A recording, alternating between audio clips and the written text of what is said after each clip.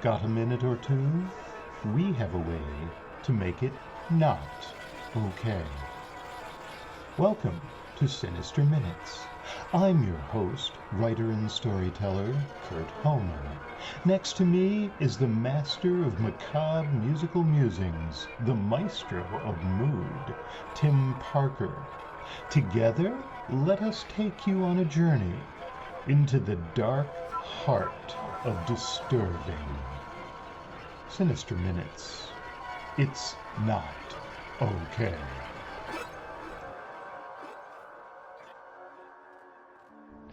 Sinister Minutes features tales that include disturbing content.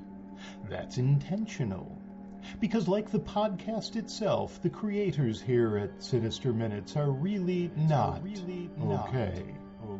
Content featured on this podcast may include descriptions of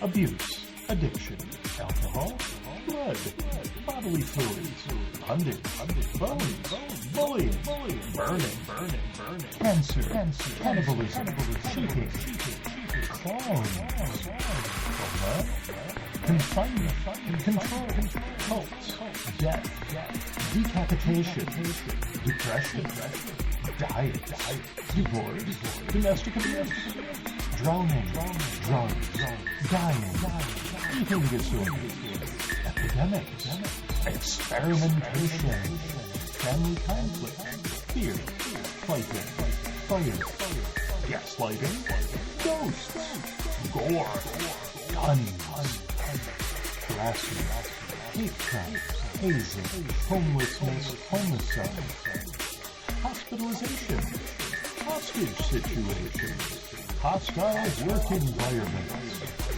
illness, incarceration, infidelity, injury, institutionalization, kidnapping, manipulation, medical procedures, memory problems, mental health issues, military service, misogyny, murder, mutilation, needles, nightmares, nudity, pain, panic attacks, paralysis, physical abuse, pornography, physical assault, police brutality, poverty, profanity, religion, robbery, scars, screaming, self-harm, smoking, hate, spider, stabbing, stalking, starvation, substance abuse, suicide, terrorism, threats, torture, victim blaming,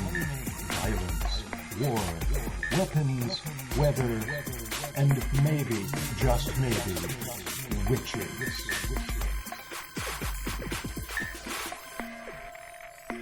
Welcome to another episode of the Sinister Minutes podcast. Happy holidays! And for all those people out there who are certain there's a war on Christmas, we say again, Happy Holidays! Hopefully Santa brought you everything you wanted. If he didn't, it might be because we caught him in the snare we put next to the open hearth. He'd have been fine if he just drank the milk and ate the cookies, but no, he went for the good stuff. We didn't delay him from his appointed rounds for too long, but he'll think twice before he does that again. Today's episode is Hell of a Holiday. It's a joyous little tale about a guy who learns what it's like to emerge from a midlife crisis with a whole new career. Oh, did I say midlife crisis? I may have misspoke. Anyway, there's plenty of awful holiday songs that will no doubt install themselves in your ears, like the evil worms that they are, and plenty of opportunities to consider all the things we don't necessarily love about this time of year. It's not too early to start working on the nice or naughty list for next year, and with that in mind, Tim and I would love to have you on both of our lists. Trust us, there are benefits to be had. The easiest way to make the cut? Subscribe to Sinister Minutes wherever you listen to your podcasts. Apple, Spotify, Ponticulus Podcasts. A nice rating or review would just send us both over the moon. You can also find us via Facebook or Blue Sky or YouTube, all under Sinister Minutes. If you're old school, send us an email via sinisterminutes@gmail.com. We'd love to hear from you. Let us know that what we're doing is making your life just a little bit creepier. Finally, in light of all the cheesy holiday music we've had to endure, let's bring up some non-holiday cheese that's every bit as annoying. Some of us were alive back in the 80s and have therefore had lots of extra years to contemplate wanting to destroy a speaker every time Lady in Red came on. In fighting that feeling, Tim's added a new musical composition called Lady in White. In a wrestling match, our bets are on her, but then we've got an inside track that she's not okay.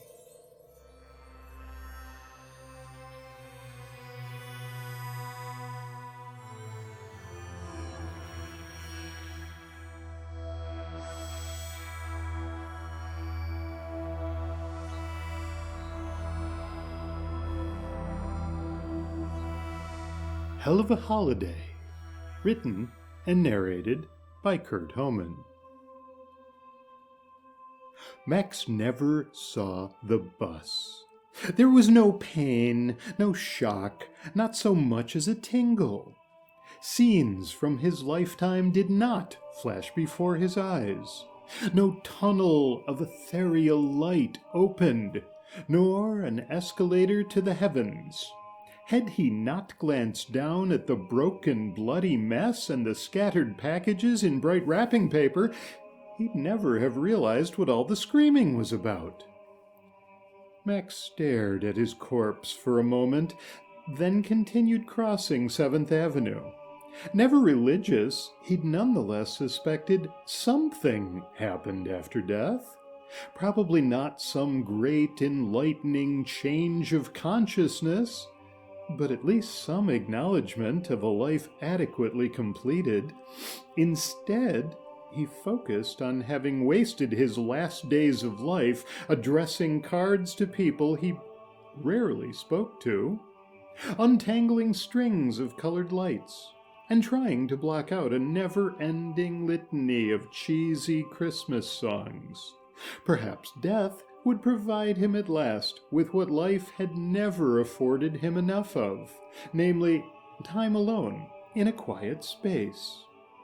But it wasn't starting that way. Horns and sirens blared as he stepped onto the curb, avoiding bags of trash and piles of parade confetti. In the middle of the avenue, people aimed their phones at the dead body, his corpse getting more attention in a handful of minutes than he'd ever gained in 38 years of being alive. He cast no reflection in a nearby bank window, even as the rest of the city moved on behind him, as invisible in death as he'd been in life. Cold, solid glass met his outstretched fingertips. He wouldn't be slipping through walls anytime soon. "Yo, Max!" The yellow cab was double-parked and facing the wrong way.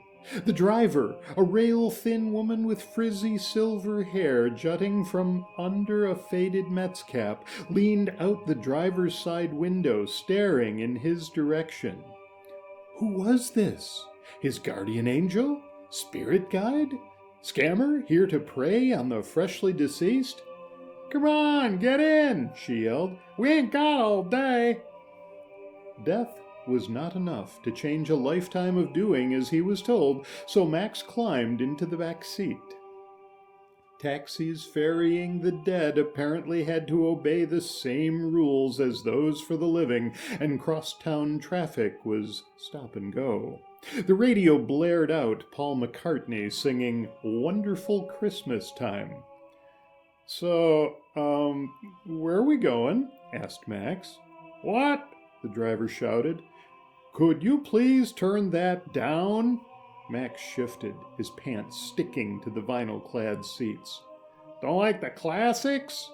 The station changed, speakers dripping with the maudlin chorus of "The Christmas Shoes." "No, please, no!" Max jabbed his fingers into his ears. "Anything but that." "Fine." A finger jabbed the power button, and sappy vocals gave way to the rattle and clatter of an ill-maintained vehicle traversing an ill-maintained street. "Thank you," said Max.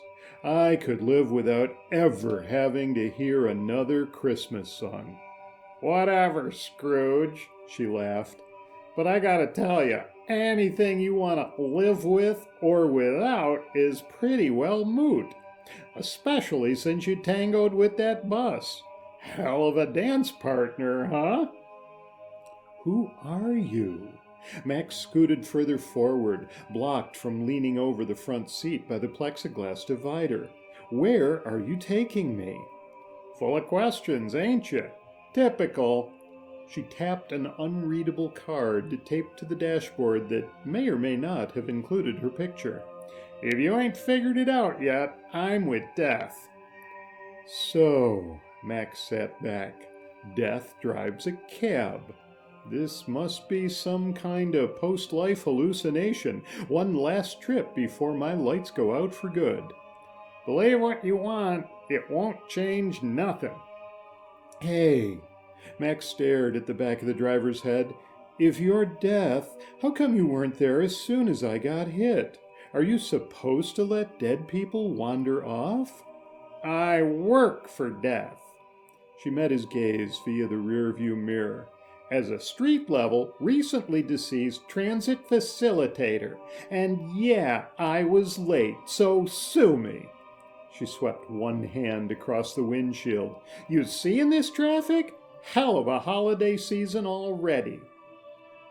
To escape the taxi bouquet of old cigarette smoke, spilled coffee, and various personal fluids, Max tried to open the window, but couldn't so much as budge the control. So far, Death felt a lot like life. "Got some cash, I hope?" The minion of Death remained focused on Max via the rearview, ignoring the traffic around them. Max shook his head. "What, are you the ferryman too?" "Midtown Tunnel, tolls $8. Max dug into his pocket, surprised to find his wallet intact. How did that work? He extracted a 10 and handed it through the partition. He stopped short of asking for a receipt. Who the hell was going to reimburse him? They queued up at the tunnel entrance, one cab among dozens. He tried peering into the others. Were their passengers also dead? How would he even be able to tell? Max broke his silence when they emerged on the Queen's end of the tunnel. "Where are we headed?" "LaGuardia." "You gotta be shitting me." Max drummed his hands on his lap. "I have to take a plane to my afterlife?" The driver cocked an eye at him in the mirror. "I don't make the rules." Max sighed and looked over his shoulder at the Manhattan skyline, maybe for the last time.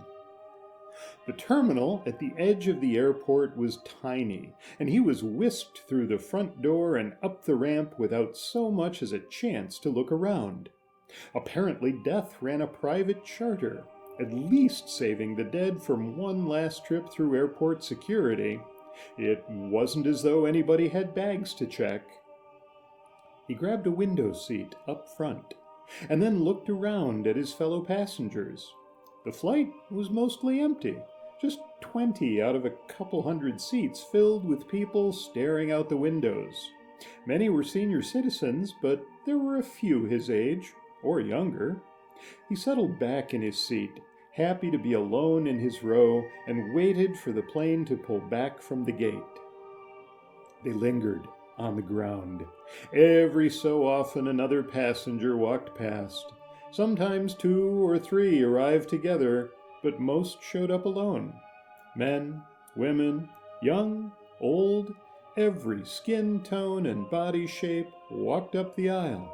The only thing they all held in common was a glazed, far-away look. Over the PA system, Max barely made out, "Do they know it's Christmas?" He shook his head, grateful at least that the terrible sound systems endemic to all modes of commercial transportation extended to those used to carry the deceased. He looked at his watch, certain they'd been there for over an hour, but the timepiece was every bit as dead as him. The seat, of course, provided no room to stretch out. Resigned to being stuck until enough New Yorkers died to fill the cabin, Max pressed the recline button, but it wouldn't budge, no matter how hard he pushed at it. Any promised peace and tranquility of the grave remained a distant dream. On the plus side, Christmas was 2 weeks away, and he had an airtight excuse to skip the family get-together. None of his mom's dried-out turkey, Uncle Dave's racist jokes, or his sister's annual drunken meltdown. The presents he'd bought had, like him, been smashed by a bus at 35th and 7th, but that was no longer his problem. He closed his eyes, relaxing as best he could. Max jerked awake as the plane began its descent. Thick clouds obscured any view out the window. Disoriented, with no memory of buying a ticket and only a vague memory of even boarding the plane, he turned to his left and groaned. A silver-haired woman stared at him from the adjacent seat. "Can I help you?" Max focused on her deeply furrowed forehead to avoid eye contact. She leaned in close, her perfume assailing his nostrils, and for one crazy moment Max thought she intended to kiss him. "What got ya?" she asked in a loud whisper. "Excuse me?" She continued, no longer bothering to whisper. "You're pretty young. Did you get shot? Were you one of those gangbangers?" "I beg your pardon?" She sat back, smirking. "I knew it. This is so exciting." Max shook his head. "Lady, I have no idea." He was jolted out of his seat as the wheels touched down. The plane bounced 3 times before reversing thrust, pitching him forward into the bulkhead. Groaning, he eased himself back into place. What the hell? No, "Please fasten your seatbelt"? His neighbor giggled. "What's the worst's gonna happen? You can't die again." "Again? Did you forget?" She placed a hand on his shoulder. "You're dead, son. We all are." Memories of 7th Avenue, squealing brakes, and screaming people trickled back to him. After taxiing, the plane came to an abrupt halt, and the door was flung open from the outside. Frigid air rushed into the plane, and Max wished he'd grabbed a warmer coat that morning. He hunched under the overhead bin and looked back. Passengers had filled the aisle, and a few even opened the overhead bins, forgetting that they hadn't brought anything along. But none of them rushed to the front of the plane. Nobody wanted to be the first through the door. "Please exit the aircraft," said a pleasant female voice over the loudspeaker. Everyone ignored the voice. "Get out of the plane," said the same voice in a tone that had lost even a patina of customer service, instead sounding like a combination of drill sergeant and angry mom. It was not a voice to be argued with. "Now!" His seatmate slipped into the aisle and took 1 step back, motioning for him to exit ahead of her. Max staggered to the exit. Thick fog permeated his thin jacket and obscured his feet on the way down the ramp. I didn't think death was supposed to feel this miserable, he muttered. Yeah, this sucks, said a voice behind him. Proceed to gate B, said a voice similar to the one that had ordered them from the plane. With no idea where gate B was, Max moved toward a brighter patch in the mist ahead of him. The fog thinned near the building, and he was able to make out a door with a large B on it. He couldn't wait to get indoors, out of the fog, and warm. 2 out of 3 might not be bad, according to Meatloaf, but it wasn't all that great either. They were indoors now, and there was no fog, but the cold still bit deep. Bright lights reflected off undecorated beige walls. A man and woman in their 20s, decked out in matching turquoise-colored parkas, dark blonde hair, and plastic smiles, waited on a raised platform at one end of the large room.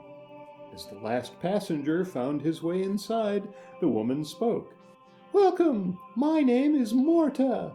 She gestured toward her partner. "And this is Elric. We're here to guide you to the next stage. When we open the doors, please enter in an orderly manner and take a seat." Both of them turned and pointed, Morta's ponytail swinging.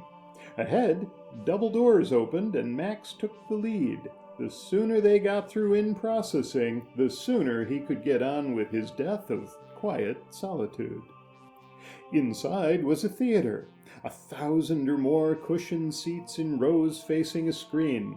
He took a seat halfway back, the rest of the passengers filling in around him. Before the last person even took her seat, the house lights dimmed and the projection began. The man on the screen had sharply chiseled features and piercing eyes. His dark suit accented pale white skin. A deep red carnation at his lapel provided the only color. Welcome, everyone. I know you've been through a lot, but I assure you things get easier now. My name, for those whom I haven't yet greeted personally, is Death. As president and founder of Death Incorporated, I take great personal interest in each and every soul that passes through my doors.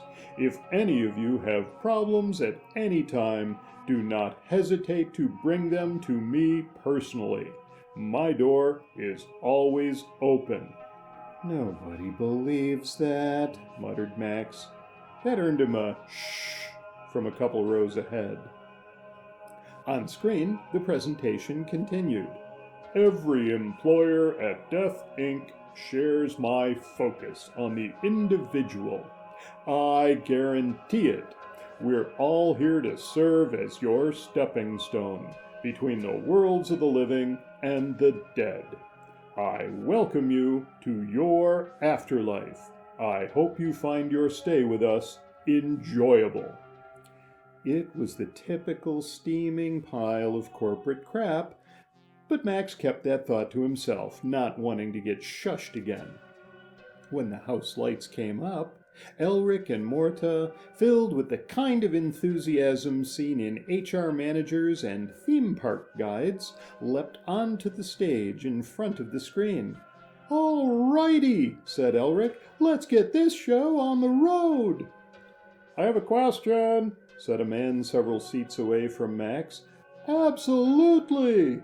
Elric clapped his hands together and stared out with an open-mouthed smile. "How can we help?" Elric and Morta had obviously practiced maintaining their expressions of exuberance. "Is this heaven?" asked the man. "Or hell?" Just for a moment, Elric's composure dropped, and he giggled. It was a tiny slip, but enough for Morta to snap up the microphone. "That's an excellent question." Her smile did nothing to hide the condescension dripping from her voice. "The truth of the matter is, this is death. Nothing more, nothing less. We're here to help you find your place, not make character judgments." "I don't understand," said the same man. Neither heaven nor hell has manpower to process everyone anymore, said Elric, taking back the mic. After the crash in the late 90s, they both started outsourcing their caseload to Death Inc. Now, if there's no more questions, we'll just... Where's the restroom? Asked a woman next to Max. Ma'am, you have no reason to visit a toilet, said Morta. Trust us on that, it's just a habit. Same goes for eating and drinking. What about sleep? Asked a blue-haired woman in an ugly print dress. Sleeping's fine if you like, but you don't have to do it. Can we have sex? Asked the same woman. Morta's plastic smile quivered. If you'll just hold your questions until we get through the next stage, I'm sure they'll all be answered. The dead were shuffled into another room and directed toward 3 bored-looking clerks. Max approached the first, a balding man with a stain on his button-down shirt just above his pot belly. First name? Asked the man without looking up. Max. Short for Matthew? The man wrote in the margins of the form. No, it's not. Just Max. M-A-X. The clerk scribbled out whatever he'd written and grabbed a fresh form. You spell that with a C or a K? The conversation didn't improve as the clerk slowly filled out each page of the form. Finally, he handed Max a thick pile of paper and directed him to the next line. When it was his turn, he approached the clerk, a woman in an auburn beehive wig, and handed her the thick pile of forms. It says here your name is Max, she said. Is that short for Marcus? It had to be hell he'd wound up in. Max rested his hands on the counter. What else but hell would feel just like the DMV? As the sluggish bureaucratic gears ground closer to a complete halt, Morta rejoined the group and ushered them into another room, this one with bench-lined walls and rows of open lockers. On the floor in the center was a huge pile of bright green garments. Please select a jacket and hat, she said. Cold can't hurt you now, but it can be uncomfortable. 1 per person. Everyone stood and stared at the pile for a long moment. Then all descended into a free-for-all. Coats and hats were picked up, examined, and flung. Max stuck to the outer edges, looking for cast-offs that might fit his lanky frame. In the end, he retrieved one that he could at least slip into without tearing out the back seam. The cuffs ended somewhere south of his elbows, but he'd always been the type to push up his sleeves, so it wasn't too bad. The pointy hat went straight into his pocket. His fellow travelers looked equally ridiculous in their ill-fitting green coats. Some of the larger folks had entirely given up on the sleeves and instead wrapped the garment over their shoulders. Others rolled up sleeves and swam in their garments. Only a few donned the ridiculous hats. Elric clapped his hands together to get their attention. Everybody, it's time. There's something really special ahead. As you know, you died during the holiday season, and there's always a need for extra help this time of year. You'll be providing that help for a short time. After that, we'll find you more permanent positions. What are we supposed to be? Max turned his head and gazed at a room full of dead people wearing tiny green coats. Santa's elves? It was going to be a surprise, Morta spoke through clenched teeth, but I guess you're too smart for us. Death Inc. started supplying manpower to the North Pole 20 years ago, during the last big elf walkout, and things have never run smoother. I was kidding, whimpered Max. Really, I was. His dream of undisturbed seclusion was growing dimmer. Later, Max worked his way through the papers on the desk, reading, signing, forwarding, and stamping. Hundreds of dead people sitting side by side in long rows of an open office, non-cubicle environment worked at similar stacks. the stacks never shrank. Working as an elf at the North Pole had nothing to do with making toys for the good little boys and girls of the world. Not anymore. Santa LLC leased trademarked images. Every advertiser, newspaper cartoonist, and municipality in the world using any image of Santa Claus, Mrs. Claus, reindeer, with and without red noses, sleighs, elves, or any of a number of other images paid royalties. Those without authorization faced legal action. Elves processed all the applications, as well as the claims, and made sure that everything received Santa's corporate seal of approval. And then it happened. Last Christmas began to play from unseen speakers. It was too much.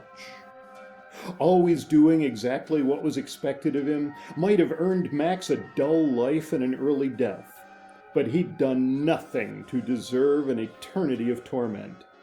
It was time to make a stand. He stood and turned to look behind him, past identical rows of desks where the elvish dead shuffled papers, to the mirror mounted high on the wall at the back of the room. Both arms high in the air, he extended 2 upraised middle fingers at that mirror, which he was sure was one-way glass, behind which some middle manager observed the entire operation. He stepped away from his desk, steeling himself for raised voices, a firm hand on his shoulder, guidance steering him back. Nothing happened. At the exit, he turned and looked back at the room. "I'm done with this!" His voice boomed across the room. No one responded. "They can't treat us like this!"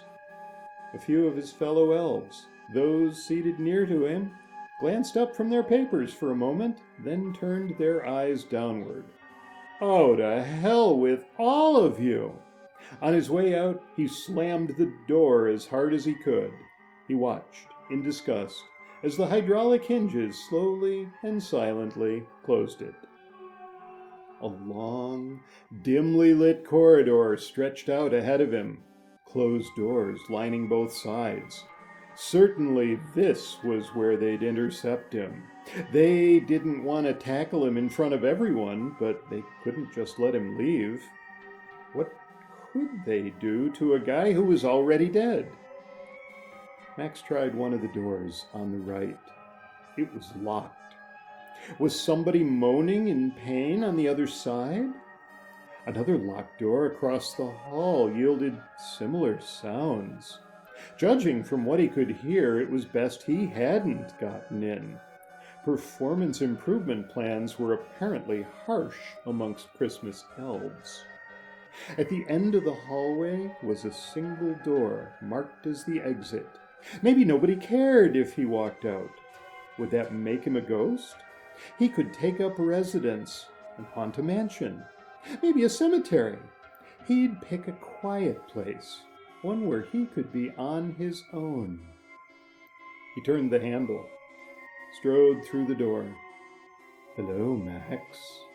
The door was not an exit, but led into a large office.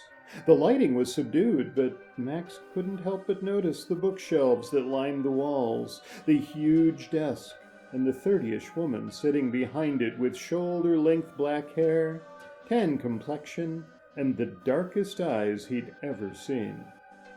With a smile, she gestured toward a chair. "Excuse me." Max moved closer but remained on his feet. "Who are you?" Ignoring his question, she instead said, "You're unhappy here, aren't you?" He gripped the chair back. "I've spent a lifetime doing what other people told me to do. You know what that got me? An early death, a meaningless job, a stupid uniform that doesn't fit, and now to top it all off, I've just lost at Whamageddon. What do you think?" Coal black eyes stared at him, her expression unreadable. Max noticed the ornate carving of the chair he was gripping, the rich tones of solid cherry in the hand-rubbed surface of the desk. He'd just vented to the person at the top. What went on behind the closed doors that lined the hallway was about to be made clear on a personal level. "Haunting is an awfully dull pursuit," she said at last. "Excuse me?" "You can go be a ghost if you want to." She leaned forward. "But I don't recommend it." "How did you... Wait, so I'm not stuck as Santa's little helper?" She laughed. "Of course not." Max felt warmer than at any time since getting off the plane. This is not how I pictured the North Pole when I was a kid. Nobody does. That's marketing's whole purpose. Her voice dropped to a conspiratorial whisper. "You know, the old boy's not even here anymore. Retired years ago. Last I heard, he and Krampus were living somewhere near Bermuda, running a fitness retreat for former swimsuit models." Good for them. Max grew more aware of the scent in the office, a heady mix of old leather and wood smoke. "So I get some say in how I spend my afterlife?" "Within reason. And before you ask, things really do balance out. People who are really nasty when they're alive, most of them expect to spend their afterlife in torment. And we make that happen. The ones who think they'll spend eternity flitting around with halo and wings, sure enough." She winked. "Dull choices, if you ask me." Max shook his head. "No duller than pushing papers all day. Haven't you guys ever heard of data automation?" She rose from her seat and walked around to his side of the desk. "Of course. But we do that, and this whole operation could be run by about 5 souls. Truth is, there's more dead than we know what to do with. Most just want to be told what to do and left to do it, so we oblige them." Reaching out, she touched his shoulder, then picked at his coat. "As for these uniforms, they're just to make everybody feel as though they're part of a team."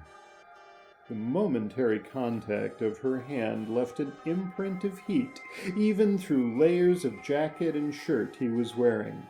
As she withdrew, he noted her manicured nails, purple flames atop a glossy black lacquer. Max shook his head. "You're like in charge of everything, right?" She perched at the edge of the desk, fingers draped over the side and drawing his gaze from her pitch-black eyes back to her nails. The flames painted on them seemed to be actually flickering. "I wouldn't say everything, but a few mergers, a little restructuring, and poof, the North Pole fell under me. It just worked out that way." Max shook his head. Once again, there was nothing impressive or even different about being dead. She grinned. "Not all it's cracked up to be, is it?" "What?" He shot her a nervous look. "Oh, sorry. Whatever you're thinking, you might as well say it out loud. Makes no difference to me." You're... Max was suddenly hyper-aware of his thoughts and determined to keep them under control. His mind obliged by going into overdrive with a special focus on deep dark eyes, hot hands with flaming fingernails, and the intoxicating scent of wood smoke. Her laugh rattled along the base of his spine, a deep vibration. "No worries," she said. "I take it all as a compliment." His face hot, Max tried to dislodge his more nefarious thoughts. "What are my options? As a dead man, I mean." "Let's start with haunting," she said. "It's a lot of banging on windows and creaking floorboards, but the best spots are all taken. You don't want to get stuck haunting a men's room stall at Penn Station. Do you? No. Good. She stroked her chin, her nails flickering. We can always use help with in-processing, but you'd be working with Morta and Elric. Max made no effort to hide his thoughts. I didn't think so. What do you like? Quiet. Working alone. Max plucked at the sleeve of his jacket. Maybe something that doesn't involve silly uniforms? Absolutely. Her grin was wider this time, perfect white teeth gleaming. And no sappy holiday songs? She laughed. They do serve a purpose at times. But no, you haven't earned that kind of torture. She leaned toward him and ran her tongue along her upper lip. Since you brought it up, I could use some help with my data. Her voice dropped an octave to a husky whisper. Internal data, that is. We'll set you up in a quiet back room, all on your own. Max stared at her, open mouthed, and before his thoughts once more drew too many pictures, he said, I'll do it. She lay a hand back on his shoulder. Excellent. I look forward to a long, productive, working relationship. Intense heat again accompanied her touch. Behind her, the word Santa hung on the wall, and he didn't need the block letters to swim and rearrange before his eyes. He knew damned well who he'd just signed on with. But no matter what happened next, there'd be no holiday dinner with his family and no Mariah Carey.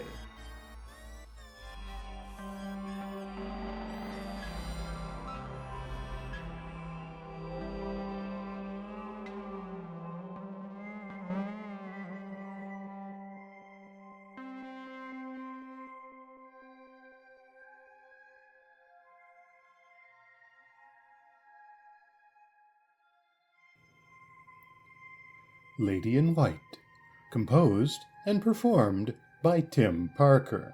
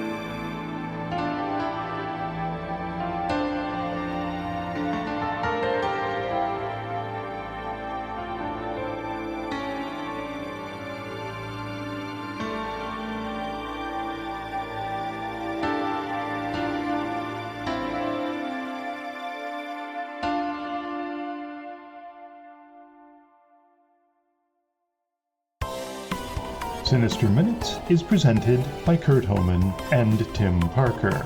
The musical score was composed and performed by Tim Parker. Our production team consists of Kurt Homan and Tim Parker.